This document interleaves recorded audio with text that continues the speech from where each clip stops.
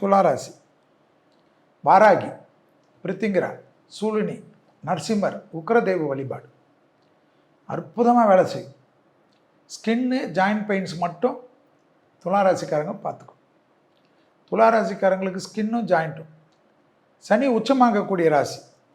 அதனால் இந்த வருஷம் இல்லை, எல்லா வருஷமும் எக்ஸசைஸ் பண்ணிட்டீங்கன்னா துளாராசிக்காரங்களுக்கு வெற்றியை யாராலையும் தடுக்க முடியாது. கோயில் குளமே தேவையில்லை, செஞ்சு பாருங்கள். டெய்லி காஃபி குடிக்கிறீங்களோ சாப்பிட்றீங்களோ தெரியாது, டெய்லி ஒரு 40 நிமிஷம் 30 நிமிஷம் மினிமம் 40 நிமிஷம் எக்ஸசைஸ், கண்டிப்பாக ஒரு 10 நிமிஷமாவது தியானம் பண்ணும். சுவாதி நட்சத்திரம் இருக்கிறதுனால ஏதாவது நெகட்டிவ் திங்கிங் வந்துக்கினே இருக்கும். சுவாதி கடுமையான நட்சத்திரம், ராகு சாரத்தில் உள்ளது. எப்பவுமே நெகட்டிவ் தாட்ஸ் அதிகமாக இம்ப்ளிமெண்ட் பண்ணும். எதுவாக இருந்தாலும் உடனே சூசைட் தாட்ஸ் தான். இல்லைன்னா வாழ்க்கையே வேணாம், ஒதுங்கிடணும், சன்னியாசி ஆயிடணும், எங்கேயாவது கோயிலில் போய் உட்காந்துக்கணும். இப்படி உட்கார்ந்த அப்புறம் எப்படி ஜெயிக்கக்கூடிய நட்சத்திரம் சுவாதி. பிறருக்கு ஆறுதல் கொடுக்கக்கூடிய நட்சத்திரம் சுவாதி.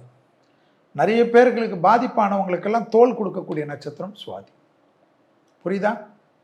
துளாராசிக்காரர்களுக்கு எல்லாம் நல்லா இருக்கும். 5ஆம் இடத்துலக்கே ராகு இருக்கிறனால பூர்வ புண்ணிய தோஷம் வளர்ச்சி. அதனால் பிள்ளைங்களால் தொந்தரவு, கஷ்டம், சங்கடம், தகராறு, மன கஷ்டம்லாம் வரும். பிள்ளைங்க தங்களை வருத்திக்கிறது பார்த்து வருத்தப்படும். பெருசாலாம் அழட்டிக்க வேணாம். அபிராமி அந்தாதில் இருக்கக்கூடிய 40வது பாடல் வானுதல் கண்ணின்னு வரும். 59வது பாடல் 75வது பாடலை படித்தா போதும். படிங்க, இல்லை எனக்கு படிக்க வராது, தமிழ் வராது, அது தெரியாதான் உனக்கு என்னை திட்டாதீங்க. அப்போ யூடியூப்பில் கேளு, அற்புதமாக இருக்கும். சனி 6ல் இருக்குது. 2026ஆம் ஆண்டும் சனி 6ல் இருக்குது, 2027ஆம் ஆண்டும் சனி 6ல் இருக்குது. ஸோ 2 வருஷம் ஏதாவது நெகட்டிவ்னு நீங்கள் தான் காரணம். அதே சமயம் என்னத்தில் கவனமாக இருக்கணும்?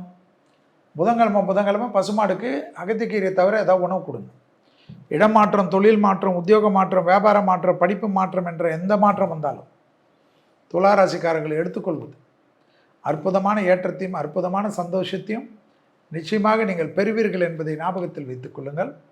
யோக பலத்தை அதிகமாக பெறக்கூடிய ராசி துளாராசிக்காரர்கள். தனம், குடும்பம், வாக்கு, அஷ்டலட்சுமி கடாட்சம், நிலம் வாங்குறது, வீடு வாங்குவது, மண் வாங்குறது, நகை வாங்குறது, ஆபரணம் வாங்குறது, வெள்ளி வாங்குறது, டைமண்ட் வாங்குறது எல்லாம் அதிகமாக காணப்படக்கூடிய ராசி துலா.